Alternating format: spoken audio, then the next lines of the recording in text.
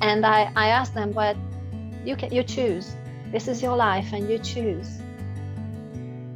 Because nobody else can change your life, only you. So the decision always, and I like to tell them, like the life where they are now, this is because they made some decisions in the past. And this is a reflection of the past decisions. Every decision doesn't matter if we blame a spouse or a mother or childhood or a teachers, doesn't matter. We made the decisions and we are in this situation where we are now. If we want a different life, we have to make different decisions. Today we have Edina Viens Yes. calling from United States. And you were originally born in Hungary, right? You're Yes. from Hungary. So thank you so much for sharing your story with me. And like I said, it's very impressive. And you've had a lot of ups and downs. And I first of all would like to acknowledge you and recognize your struggles and your ability to rebound, to persevere in all the difficult times. And the fact that you've been on the verge of giving up so many times, but you didn't give up, and you are doing this important job that you're doing right now. It's very impressive. So I would like to acknowledge you for that. And I Thank you. will ask you to share a little bit. Yes, I born up in a really dysfunctional family. My father and mother were alcoholic, and my mother was really aggressive. I wasn't sure what to do when I was a kid because I saw lots of really bad things in a family. So my mother attacked my father, sometimes with a knife or axe. And every week, at least like 3 times, the police came out. So that was always some big fighting. And we were really scared. And we also were poor. We did not have food most of the time. And I'm now 44, but when I was a child, we did not have even a bathroom in a house. We did not have um, water in a house. We had to go farther away and we had to carry in big buckets. And also no toilets in a house. So we always had to go out. This was the environment when I grew up. I had a sister at that time. My brother is 14 years younger than I was. So that's is a long period of time.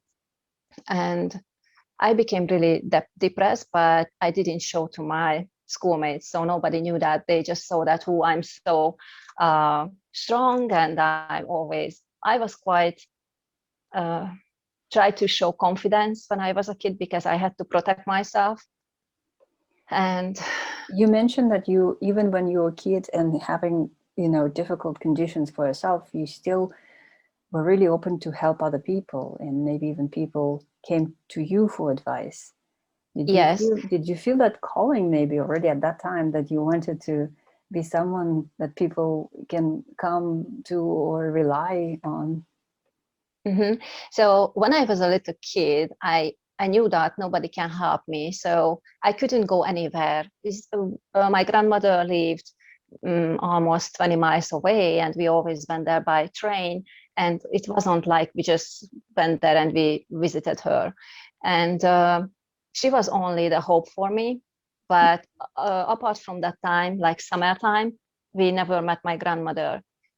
So I knew that people need help. I needed help, but nobody could help me. So when I went to school, sometimes in school, people are bullying the poor kids or who are not that attractive. And this happened in my school too. But I was always with them. So I always was around those people who were rejected because I wanted to show love to them. Let's first talk about your love for animals. Yes, this is something that I think was important for you, because you worked for a long time with pets, right? Yes, 20 plus years. Yeah. So Yes, I always loved dogs. We had dogs, but they were outside dogs, not like now in this time. Everybody, or most of the people who has dogs, they are inside.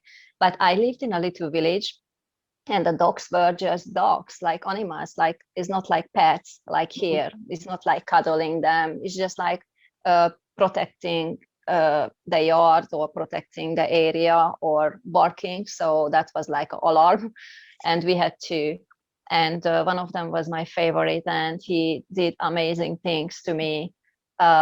Is like, you know, Lassie. That's a story about yeah, I think everybody loves Lassie. And this little dog was like Lassie. When I went to school, he came with me, and he waited for me even when I had to walk like 5 or 6 miles. They knew which day, how many hours I spent in school, and when I came home, they came just like waiting for me. You know, they walked like Yeah. 3 miles, and we came home together. So, and they had this unconditional love towards me, and when I had this pain and I couldn't talk to anyone, I couldn't tell anyone, even in schoolmates, nobody knew what's happening with me, not from me. I'm sure maybe the parents already, you know, talked about me, what's going on, but and they saw a couple of things on the street. My mother attacked me in front of other people, and sometimes there were my schoolmates, so they saw this thing. So the dogs gave me unconditional love. So when I had this pain, I couldn't tell anyone. So I went to my dogs and I talked to them. I cried. I hugged them, and one of them did a really amazing things to me. Do we have a time for it to tell it shortly? Yes. Okay. So one day when I went home from school, and my mother was already drunk, and she told me that night, if you go to bed and you fall asleep, I will cut your throat. And that was so scary. Like I was already, I think, 14, so a teenager. But I scared. I didn't know what to do because I knew she able to do anything when she was drunk. And I decided to escape. But I couldn't stand at home that night. But where to go? I couldn't go anywhere. And I remember, oh, my grandmother lived around 20 miles away, and maybe I can go there. But I never was out of the village and alone. And even just a couple of times I went by train. And when I went out, I couldn't find my dogs. And we were poor, so these two dogs, time to time, went to hunting. So they climbed over the fence and they went hunting. So they were not at home. So I went to the station, but of course I did not have money. And anyway, that was already maybe 10 o'clock or something p.m. And I didn't know how to get there. I just knew if I walk on a train track, then eventually I will arrive to that other village. And from that station, I know how to get to my grandmother. So I started to walking on between the train tracks, and was so dark. I scared. I didn't know what to do, but I scared more from my mother than scared from the darkness. And I didn't know that time out of the city or village there are no lights at all. And I still remember I was 14 years old. That was super dark. I saw the moon and the stars, and the stars and the moon reflected from the train tracks. So this is why I knew where I am, I'm between these train tracks. So I walked there and scared. I remember half of the way there will be a big farm with big farm dogs. And I knew that if those dogs are free, so they are not in the tied up somewhere, that can kill me. But I heard something behind me, just coming closer and closer, and I was scared. I didn't know what to do. I knew that if I run, nothing happen. If somebody want to attack me or a dogs, and then it stopped this sound, and after I heard like dogs are fighting and screaming, and that was so horrible. And then I walked, and I just hope they won't attack me. And after maybe half a mile, I heard again this sound behind me. So I was terrified. And finally, when I turned back and I saw this thing is coming closer and closer, I realized that was one of my dog. He found me. So is still touching me because he found me. Even he wasn't home when I left. He felt that something wrong, and he just came after me and saved me from these dogs. And that experience, like put a big stamp on my heart towards dogs, because I knew that this is the unconditional love. I loved dogs, but everybody thought I'm crazy because you cannot work with dogs. And in school, I didn't do really good, and I knew that in that city, I could be just a seamstress, no one else. And even my grades were really bad because lots of times I couldn't go to school or I couldn't study because of the environment where I lived. Of course, I can blame my mother for this. There are people who are in the same situation where they start studying because they knew that's their option, like a possibility to break out. I didn't have that. I never learned this. So I just did not study. But after a couple of months, I ended up to be a seamstress because two people left the school or something. So I could go to the school and be a seamstress, which I didn't like, but I did not have any other option. And I had to work as soon as I could. So I knew that I have to escape from home forever. So I have to finish the school, work, and then I can leave the house. So when did you leave the house eventually? 17. Do you have any at all moments where you were happy? One of them is, of course, being with your dogs, and like you said, you felt that unconditional love. Within your family, with your sister or brother, do you remember any moments where you were really happy and you felt that family bonds, family enjoying the family You mean time? when I was a kid? Yeah. No. I had that moment when I started working on myself, and I look back and I had to find something like, okay, what can I find what was good when I was a kid? And it made me happy. And I couldn't find anything. So it looks like my subconscious mind just tried to lock everything out. So not to think about the past. But no, I really love my brother. We did not have too good relationship with my sister, unfortunately, but when we were fighting, my mother always took her side. I did not have a birthday with my friends, or she didn't let friends to have friends. If I had friends, older sister or younger sister? Older, 3 years older. Okay. It doesn't mean she treated her really well, because it's not. But it sounds like she was incapable to treat anyone well. As when I left this school and I went to the other one, when I became finally a seamstress, I had a girl. I thought, she is like my secret friend and she is so nice. And that was like a girl class. So 30-something girls were in a class, and we had like a class picture. Everybody was on a photo. And this girl is just put her hands on my shoulder. She didn't hug me or she didn't kiss me. She just put her hands like this on my shoulder. And when a picture was ready, I just took home, I showed to my mother, and she beat me up. So that was so bad. I was 14 or 15, I'm not sure which year they took that picture. And of course, she continually did that. And I became adult. I couldn't talk to women. I didn't have friends. And when I saw a woman next to me, I had to escape from there. I had like a phobia. So even later on, I already left my home, went to the movie theater, and the woman was next to me. I had to leave, or I had to sit somewhere else because I couldn't have any contact with them. I felt this really bad pressure on me. Phobia, so I can see now how this line up together, what my mother did and how she talked and what happened. But that time I didn't know, so I couldn't socialize until one day I went to work to this factory, and I was thinking, no, this is not my life. And really shortly after, I always visualized dogs in my head. I didn't know when I was a kid I was visualizing. I just was so love with dogs. I don't know. I just love them because they give me this unconditional love. And every day I was thinking about dogs. They gave me lots of love.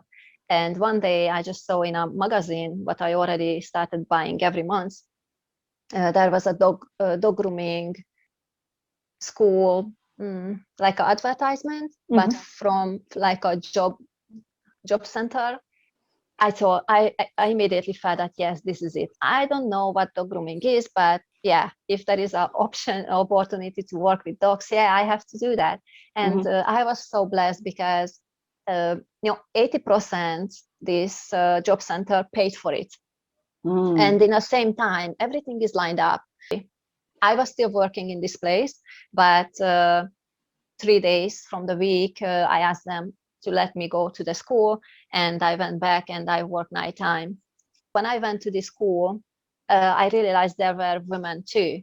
And I was thinking, okay, my mother is not here anymore, and I can change, but I can be what I want to be. So I put up a different mask on me, and I said, now I am so cool with women.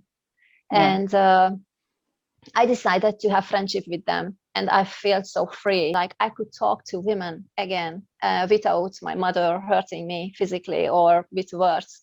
Yeah. And yeah, that was really free. And I had lots of friends there. And you were working with dogs, right? So it meant a lot for you. Yeah, I was so confident. And we went back to the school. And when a professor saw me, the professor was who taught us the anatomy, ethology, and different things about dogs. And he came to me. I wasn't a groomer for half a year, and he said, I need you. I said, what? You need me? Why? And he said, I need you as a trainer, dog groomer trainer. I did not have experience. Wow. But you see, everything just lined up. Yeah. And this is why it's really important what we see, how we see the future. And I remember a day when I walked to work to that factory, and I said, I know this is not my life. And really soon is in a year, from that moment, I finished grooming school, and everything had ended up to be a dog groomer trainer without any experience. Wow. So that was amazing. And that I also just put up, this is like when you change your mindset, who you are. And I was like, yes, I'm Edina, who is a dog groomer trainer. I immediately like my shoulders back, and I'm high. I was standing taller. And it's you not change like your identity, right? immediately. It immediately was like a change, like I was this woman, and the next day is like another one. And I became a dog groomer trainer, and I felt that like, yes, I can do it.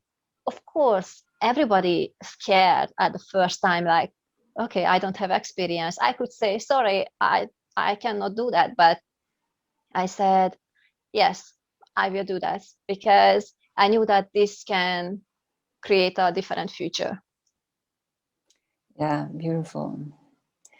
So that was almost, I know, of course, it's not that simple. It was almost you were one thought away, right? So you changed your thinking, you changed your image of yourself, you changed your identity, and you started behaving even differently. Like you said, shoulders back, you had a different... I stand taller. That was amazing. Yeah. At that time, so you said you were about 22, 23? What did you say? 21, 22 maybe. 20, yeah. Somewhere there. What is your opinion? What do you think? Why is it maybe easier to do this change of identity when we're younger than we're older? Because, for example, for someone who is in their 40s or 50s, it's almost like people don't think it's possible for them anymore. What's your opinion They on can that? change anytime. They can change anytime. Speak a little bit about Christianity. What did you mean when you said that you... Because as I understand, your mother was was Christian. I mean, not by her behavior, but she Or on brought up. paper, maybe. Yeah. And Okay. because, I'm not sure here in the United States, but in Hungary or in Eastern Europe, most of the time people say, oh, I'm Catholic, or I'm Reformed, or I'm Baptist, because the family members, maybe the grandparents, were like Baptist or Catholic.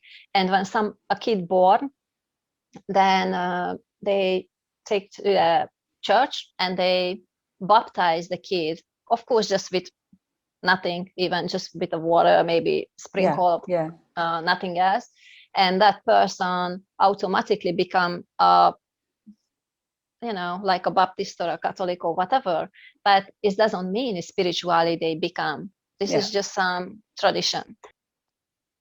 I believed in God, but when I became older, maybe 10 or a little bit older, I was thinking, if it's God there, why he just punishing me with this? It's not fair. I didn't do anything. I didn't want to born. And I turned away from God. I never I said, oh, is no God there, but I didn't trust him anymore. And when I started to turn to books like occult books or New Age books, but when I saw something they write about Jesus or God, I closed it and I didn't care anymore, because I didn't want God in my life. And I tried everything. This is why I went to different telepathic power or whatever, because I knew there is some spirituality, but I didn't know what and have to find it.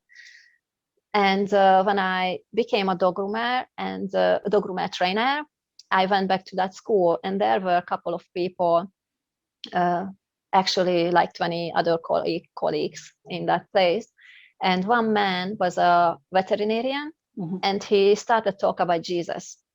And I didn't care. I didn't want to hear about Jesus. And but I saw his eyes when we had a manager, like a main manager, and he was so rude and so mean to people. But this man was always so kind, and even when a boss was so upset with everyone, he was in peace, and I saw this spark from his eyes. So I went to the church, and I remember all the teaching, just like they talked to me, like I felt like the whole message is just for me. Of course not. Nobody knew who I was, and I was just like a little sand, in a big box. But that day, I decided to give my life to Jesus. So I just decided I need this, because they talk about like Jesus took out away our sin, and if I give my life to him, then my life can be changed, because he will be my savior and my Lord. And I remember my grandmother, when we went to that church, a couple of Bible verses, like, okay, this is familiar, that's familiar, so it must be not a cult. This was important for me. Yeah, and this was a really simple prayer, nothing else. And when they said, if somebody wants this freedom, they can come in front of the stage. And I was the first one who stand up and went out. I was crying that heavily. I couldn't even stand up straight. My stomach already hurted, because I cried like 3.5 hours straight. I couldn't see anything. It's just like, I have to go. I have to give my life, because it's so painful, this depression and what is in me. I just need to go. And if he's got there and can help me, this is my last chance, maybe, because I tried everything. So I decided to go there, and I still remember that was 1999, November 14. And I still remember when I gave my life to Jesus. And I remember for our singers, when they were singing, and they were I see the bright and sparkling eyes, how they were singing. I was thinking I was there alone, I didn't know what's happening. But at that time, like 200 and something people also came to the front, and they gave their life to God. And that was a big turning point in my life, like a big, big turning point. And I met someone in a church, and I was thinking that was from God. And this was the other turning point in my life, because I had 2 years to be happy, and I felt strong. I never again took a pill, because I had medication. I had to take medication because I was in deep depression, and I had panic attacks all the time. And since that day, when I gave my heart to God, I never again took a pill, no one. And so my life has changed. But when I met this guy in a church, and I thought, oh, maybe this is what God wants. This is why I had to broke up with the other one. And I started find signs from God. Oh, maybe this will be the guy. And I thought, yeah, this is 15 years older, this man, and absolutely not my type. So it must be from God, because this is not from my body. It's not like my old me. This is something else. But unfortunately, we married in 6 weeks. Wow, 6 weeks. Yeah. Yeah. We met at Christmas, and we were married in February 9. So Wow, that's fast. yeah, yes. And he took my papers to the office, register office. I didn't even went there. I didn't know how he did that, but he did that way. And I still don't know. But we married, and really shortly after that, maybe a week after a honeymoon, it came out like he is aggressive, and he beat me up like crazy, like really badly. I never was beaten up with even through my mother this badly way. And I didn't think ever, how a Christian can do that, because I turned to God and I thought every Christian on the earth is just super nice, because my grandmother was super nice. And I was thinking everybody is that super nice. And this is why I didn't think too much about the marriage. I was thinking, yes, everything will be good. I saw some signs, yes. And I saw something what was like clue, but I didn't believe that, because I already see him, how he acted towards other people. He almost beat someone up in a street, but I was thinking he just wanted protected me. And that was a nightmare for 4 years. But because I became a Christian, I was thinking, how can I divorce this man? I cannot think about divorce, because if we married through, God, how can we divorce? We cannot. It's just impossible. And I want to solve this whole problem.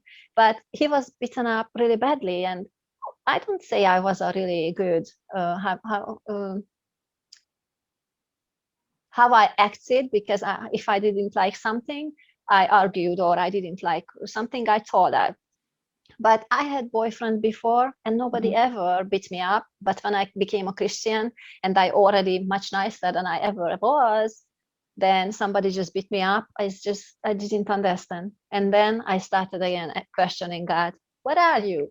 I'm praying. I'm praying to when I go home, everything will be fine and peace. And that was the biggest fight. And he beat me up even more, or sometimes almost killed me. And threatened me with like he will shoot me down. So that was horrible. And I said, as a Christian, I live this life. How can it be? And but in the same time, that was when I think I mentioned in our email, I wanted to work with people. So I discovered there is a Christian counseling. I didn't hear anything about that Christian counseling, but that was the first time I said, oh, I like that. I want to help people. Maybe this also come together, I can help people now. And at the end, I met a lady in a school. She was around 70, close to 80, I guess. She was really elderly.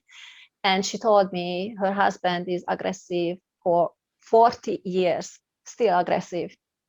And that was a turning point in my life. And I said, no, I cannot do this. But unfortunately, this was like a rock bottom for me, because I lost I don't say I lost my faith in God the way, like, I don't believe you are there anymore, but my trust, like, where were you, God? Why didn't you help me? I was like blaming him, like, what is it? What's happening with me? And I was thinking, I already finished the school. I wanted to help people. How can I help people? I couldn't save my own marriage. How can I help? And that's really broke me, because I knew that was my purpose. That was something in me, like helping people. And now I'm here and I cannot help anyone because this happened in my life. How can I be like trustworthy if I help other people? You know, this was in my chatter in my head. And I turned away from God and I went back to the world. And Christians saying this way, like, oh, I went back to the world, like left Christianity behind. And I just started to live a different life, and not a good one. So this was also like a turning point, like this transformation, but in a negative way. I turned away and I went downwards. Like I had a life like I did what I never did before. So, and that was for 4 years, and blaming God. And so that was your 4 darkest time. Would you say that yes, was the darkest time? that was the darkest time, because I didn't understand. God, you pulled me out from this pit. You gave me everything. You know, I already healed from depression, and I healed from panic attack, and now I'm back there because my ex-husband were beating me up, and I went there even deeper. I was in more depression and I was in more panic attacks than ever in my life, ever before I became a Christian. And I didn't get it. I didn't understand why. And after 4 years, I left Hungary. I moved to England, and I worked in a chocolate factory because I didn't speak the language. I had to work somewhere. So I had to start my life again from scratch. And this happened already a couple of times. I already moved around 30 times or something since I was a kid. And one day I walked home. There wasn't a bus. They just said, go home. No, we don't have work. And I started talking to God again. To tell me what happened, why.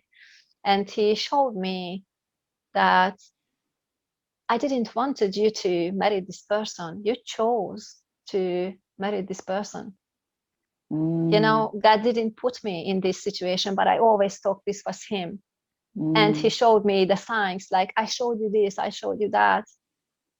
But you went after your head or heart or whatever. You didn't listen to me. And that was like a light bulb moment again, like, oh, wow, it's just a simple conversation with God. Just tell me what's going on. You know, people who are not Christian, they can think the subconscious mind, you know, finally wake up and talking to what's going on. And then you wake up like, oh, wow, I didn't know. And that's so clear. You can so clearly what's going on. But as a Christian, I talking with God. Yeah. I'm really spiritual. And that's again turned my life to the different direction. And I said, okay, God is still with me. He never left me. I was the person who turned away from him. That's why I couldn't see him. And I started climb up again, you know, came out from this pit, from this dark moment. And when I went to New York, I went to a church. And the funny thing is, in the same day, November 14, I gave my life again to God. It just happened in the same day, you know. And my life changed again. So I had more open relationship with God. And I started to listen to motivational speakers. I didn't do that because I didn't know. When I lived in Hungary, we didn't have internet. I didn't know anything about that. And I didn't know what's going on, but I knew I had to change something because it's not normal. I'm not this person. This is not me at all. But it's happened to me. So I had to break through again. But now it's easier because I had already experienced. And finally, because here I use the internet, and also I had lots of opportunity to watch different videos. One day I decided I have to improve my English. And I started to listen some podcasts, Christian podcasts, Love and Respect. And that was the first when I started to open up for self-development in a way how I like to do it. What I did before, but I did it alone. And now I see, oh, I have help for it. And I say, wow, these people are talking how I talking to myself, and these people are showing that like a mindset change. This is how I changed my life. So that was so interesting for me, because there were people who taught us, teach this stuff. I said, wow, it's good. People are teaching that. And I like to teach people. I always did. So when I helped people, when I lived in England or Hungary, I always gave every information what I already knew. So how I broke through my depression or panic attacks, I had to do not just once when I became a Christian, then I felt like God took it away. But because of my aggressive marriage, really abusive marriage, I went deeper down in depression and panic attacks. So I had to came up from that pit. But that time I did it with, I changed my mindset. And I realized that's the same thing, exactly the same thing, what happened at the first time. Because when I became a Christian at the first time in 1999, then I had a mindset shift when I became I'm a new creation. I'm a Christian now. So that was my personality change. And then when I went down this deep pit, and finally I talked to God, and he said, it's not me who wanted you to be in this relationship. Then I switched again my mindset, like, oh, so I don't need to be this way.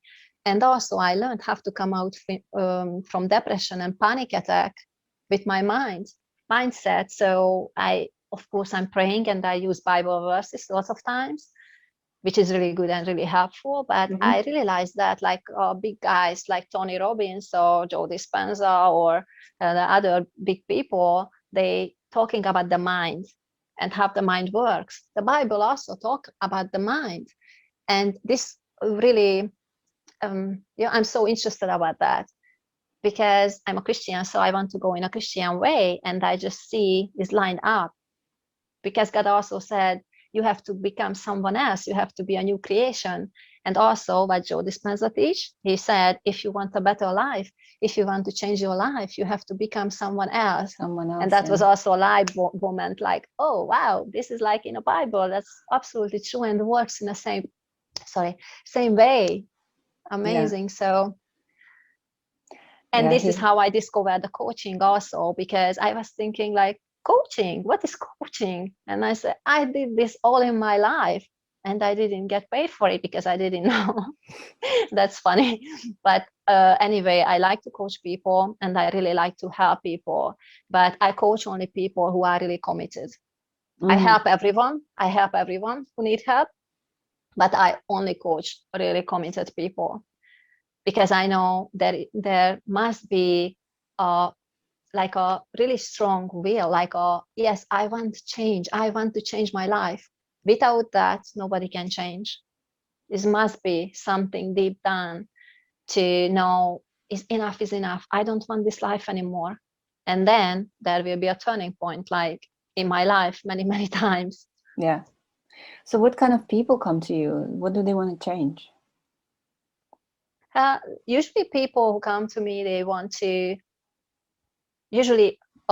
first they don't know what they want to change. They just know something in them. They just know. I like to work with people who know they have a calling, like a big calling, but they don't know what that calling is. So we discover what that calling is. And sometimes people just stuck somewhere, and they say, I don't know, I'm here for 10, 15, 20, 30 years, and I don't know it better. I don't know how to do it. I don't know what to do. This is just who I am. And the question is, this is what who you want to be or become with the same thing, same person, or do you want to become someone else?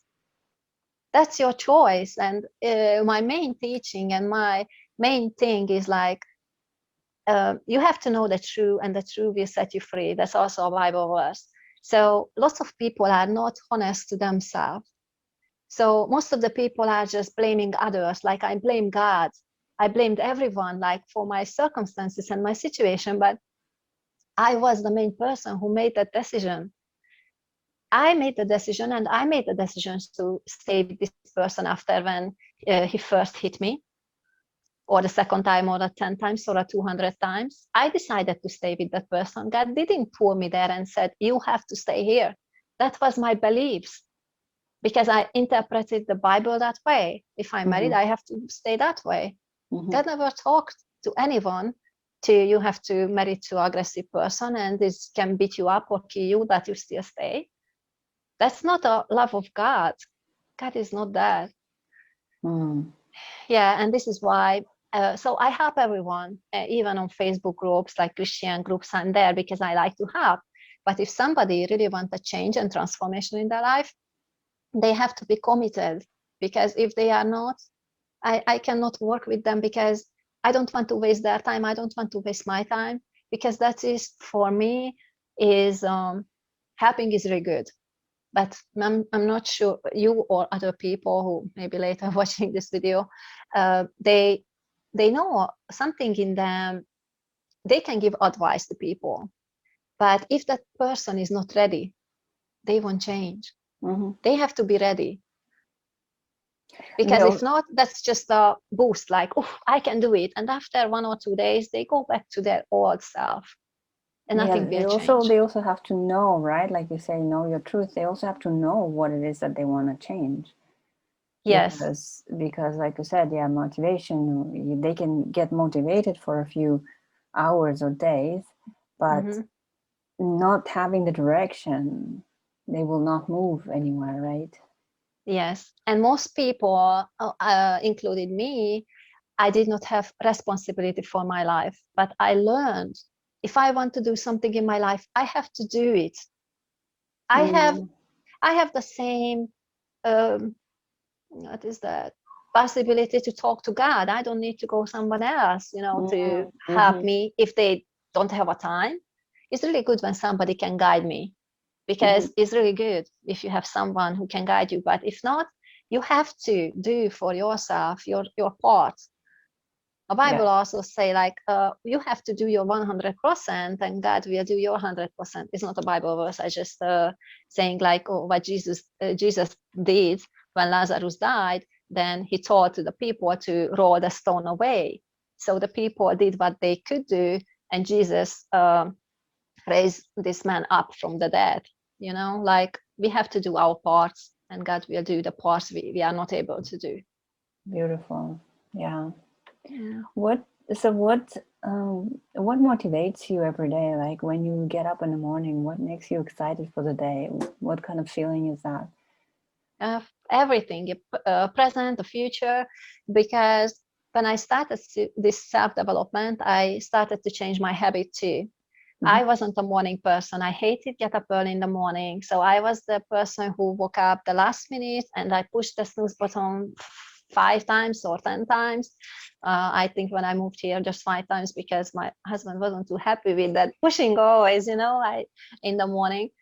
But one day I decided to go to the mountains. I wanted just to change everything, because I didn't want to be this person who I became when I came here. So I lost my confidence.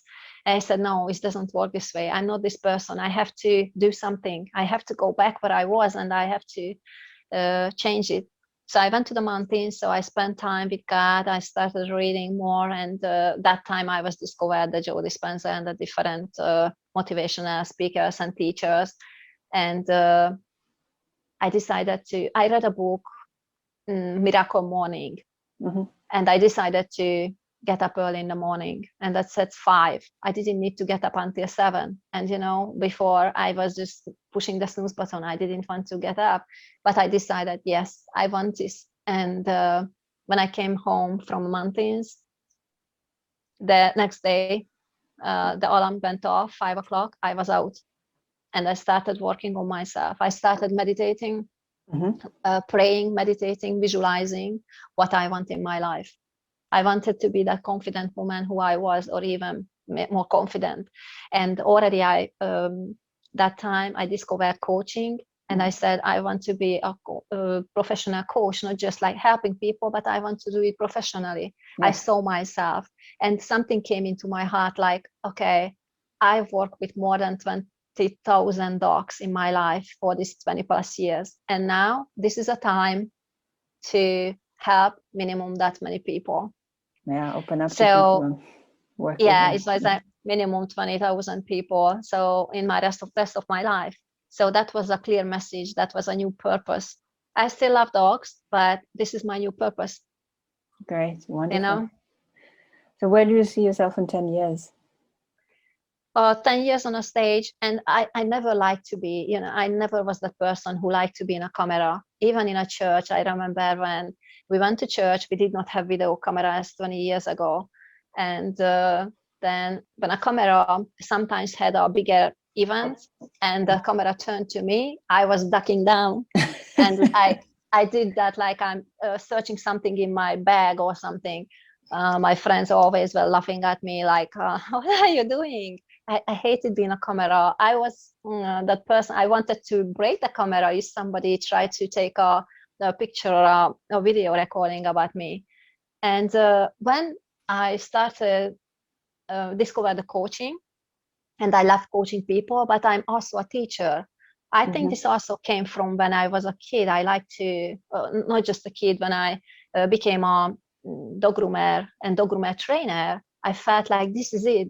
I like to teach people. So if I know something, or I broke through some obstacles, I like to share with other people. I want to help them. I didn't want they go through the same bad things for years and years when they can come out sooner.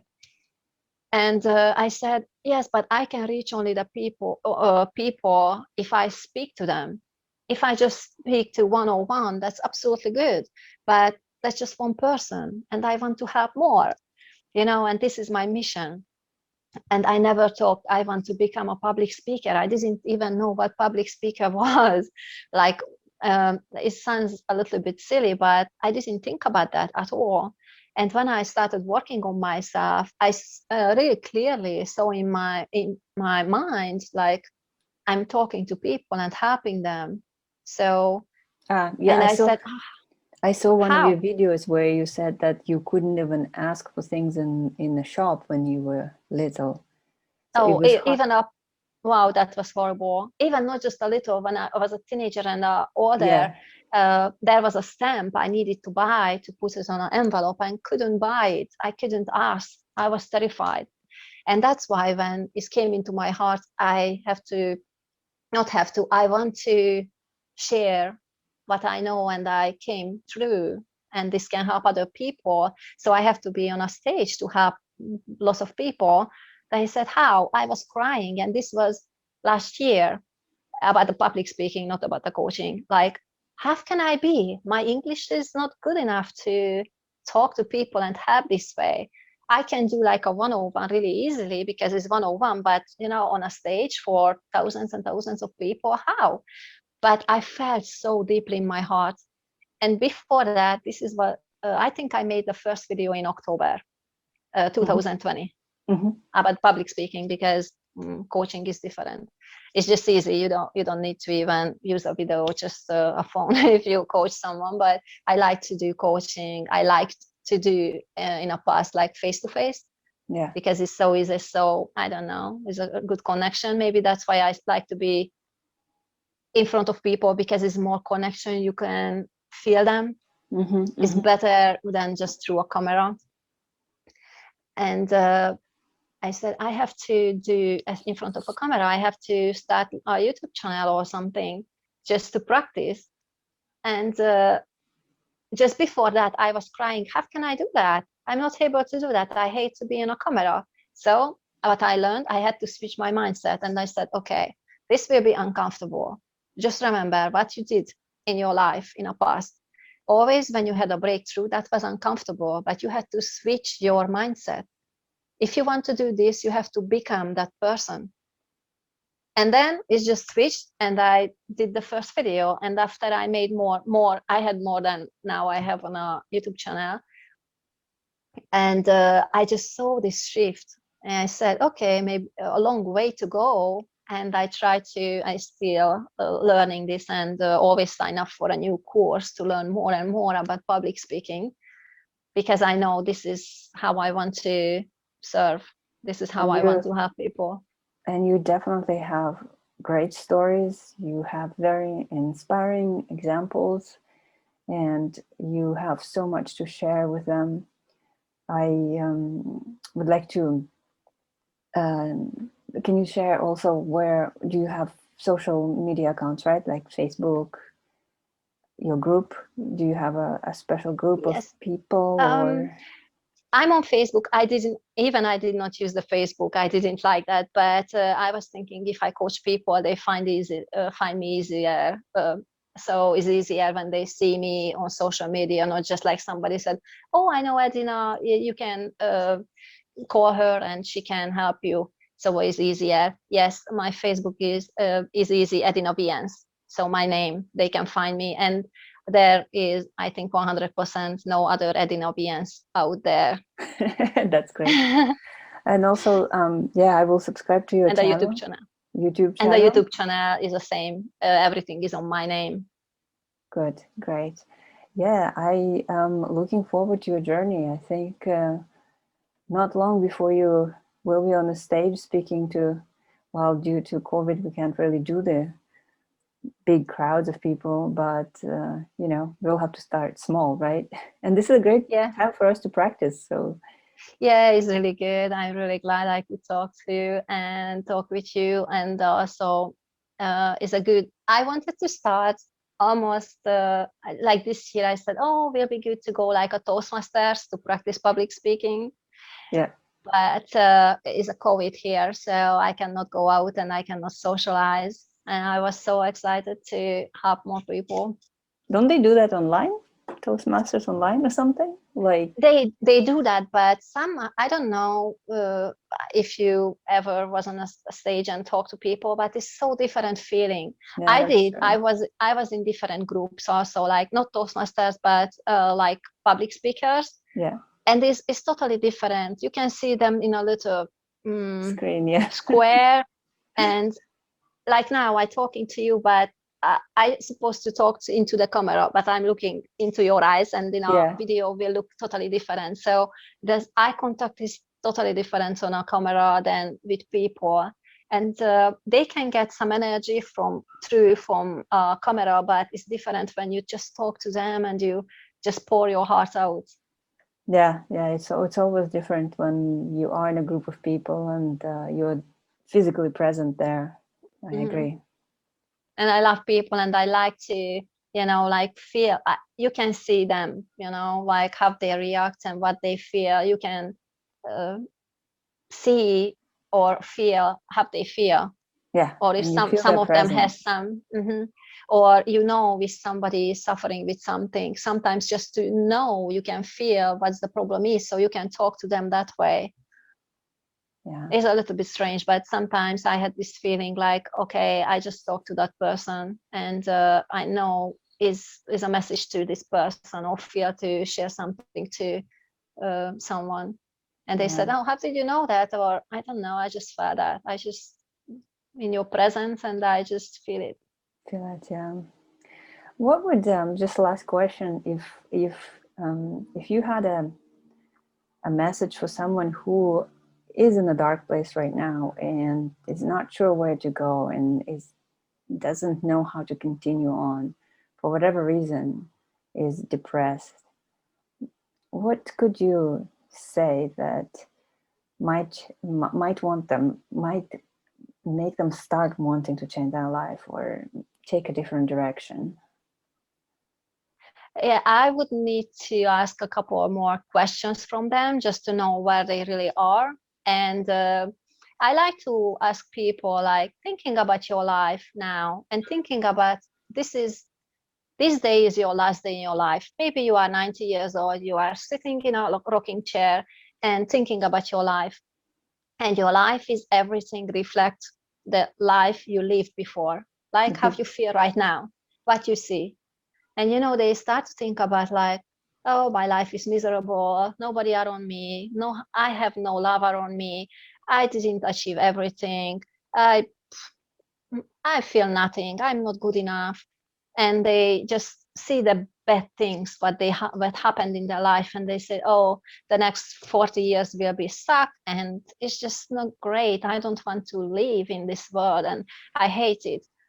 But I also ask, like, do you have a dream, or how would you like to live your life if everything is perfect and something just magically happen, and every your dream just come true? What would you like? How would you like to feel?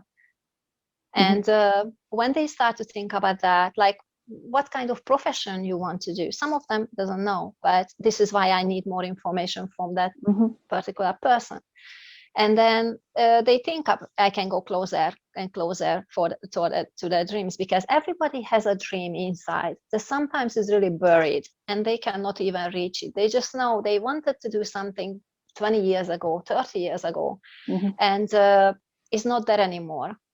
But yes, they cannot see because it's so deep and so down, need to dig it up.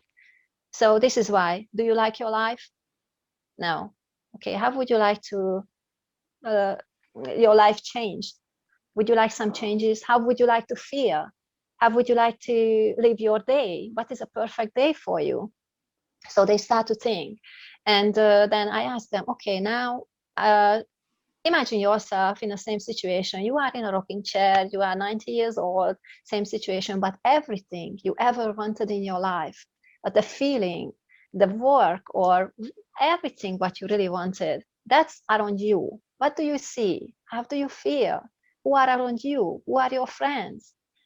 And almost the same questions, but is one when they couldn't achieve anything because they live the same depressive life and nothing changed because they are in a dark pit. And the other when they decide they want to do something different and everything come out really good. So they see these two pictures. And I ask them, but you choose. This is your life and you choose. Because nobody else can change your life, only you. So the decision always, and I like to tell them, like the life where they are now, this is because they made some decisions in the past. And this is a reflection of the past decisions. Every decision doesn't matter if we blame our spouse or a mother or childhood or a teachers, doesn't matter. We made the decisions and we are in this situation where we are now. If we want a different life, we have to make different decisions. And if you can, and I like to say that, okay, now he's 90 years old, and there are two versions, the negative and the positive. A negative, you can say, oh no, when it was 2021, then I had the opportunity to change my life because somebody already helped me to tell the truth. This is my choice. I can make my life work better. And this is my responsibilities, depends on me. And now I'm here and nothing changed. I didn't do anything. And they are in depression. But the other side, when they think, okay, when was 2021? Somebody helped me to show me the truth. This is my responsibility in my life. And now I live amazing life. And I don't mind to live because I lived a full life. I fulfilled my purpose. And I'm happy. I'm just happy. And I ask them, choose what you want to choose. Which one do you want to do? Which life? Because it's in your hands. Yeah, it's in your hands. Making a decision and also changing your identity, right, and your mind. Like you in your videos, you also address that a lot. That if you want to change, you have to change your mind. You have to change the way you think and change the way you see yourself. Yes.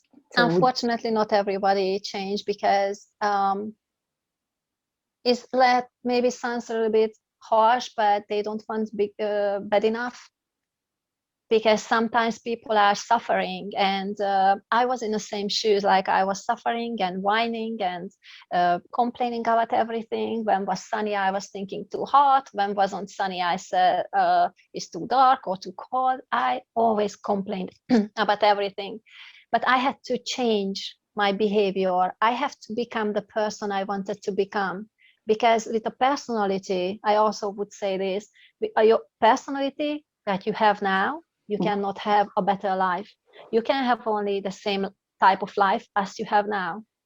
In case to change your life, you have to change your personality. You have to change yourself, really. You have to become someone else. Yeah, that's what You Joe need a different Dispenza say. personality. Yes. I love Personality this because and this is reality. also in the Bible. Yeah, like we have to put on the new. We are a new creation when we are in Christ, when we born again. So it's the same thing, just in a Christian way. And this is why I really love to mention this, because it's so true. And I remember for every time for this moment when that was a light bulb moment, like now I have to change my direction. Because when you are at the intersection, you can decide which way to go. You can go to the left, you can go to the right, you can stuck there for years and years and go nowhere. But if you have a goal, if you know where you're going and you are doing the steps, even there are obstacles, you will reach your goals. But you make the decision, not God. God gave free will to everyone. And you have a free will, I have a free will. And this is why your life can be amazing if you do your part. It doesn't depend on your spouse, your environment, your boss, or you have a job or not have a job. You can change it. Oh, that's amazing. That's a good insight to take away, is that what we receive from God is a free will, right? And Yes. when we blame something on other people, it's just a way for us to find an excuse, and our inability to take responsibility for our own decisions. Yeah. So would you say you now have strong purpose, and you're living with purpose and on purpose? Oh yeah, I love my life. I always, since I became a Christian, and apart from that dark part, I try to be really positive and grateful. So I really learn gratitude, especially since I'm in the United States. I did this on purpose, because when I realized I lost my confidence and I feel like I'm again no one. So I wasn't a dog groomer trainer anymore. I wasn't a salon manager anymore. That was my last job in England, but in a really posh, really elite salon. I was a manager, and I came here and I was no one. I couldn't drive for a while. I did not have even a license. So I lost everything, and I felt like I lost myself. Yeah. And I had to go back, and I didn't know why. That was my question. Why this happened again? I already went through, like ups and downs. I know how to be confident, but I realized that my purpose is to help people. So I had to experience this again to feel this in the people. I know, so know deep down how they feel, and they're suffering. So this is how I can help them again. Wonderful. Well, thank you so much, Edina, for your time. I am very happy to have met you, and it was a delightful interview. I enjoyed listening to your stories. I think you have so much to give, and through your stories, through your experience, inspire more people. And I wish you all the success on the big stage. Thank you so much. Thank you for this interview. I really enjoyed that.